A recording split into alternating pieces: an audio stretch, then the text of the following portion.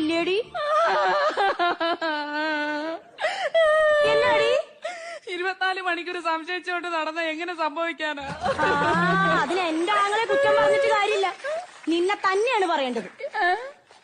എടി, ആണുങ്ങളെ നമ്മള് വശീകരിച്ചെടുക്കണം. എങ്ങനെ? നീ എന്റെ ആങ്ങളെ നീ എന്താ വിളിക്കാറ്? ഇച്ചായാന്ന്. ഇച്ചായ അതാണ്ട കിടക്കണം. അങ്ങനെയൊന്നും വരത്തില്ല അവന്മാര്. പിന്നെ ഏറ്റി വിളിക്കണം. എങ്ങനെ? ഇച്ചായ, അങ്ങനെ വിളിക്കണം. എങ്ങനെ? ഇച്ചായാ. അങ്ങ് കേറട്ട് മുകളിലേക്ക്. ഇച്ചായാ. എന്റെ കൂടെ പറ. അത് കിട്ടണം, മനസ്സിലായില്ലേ?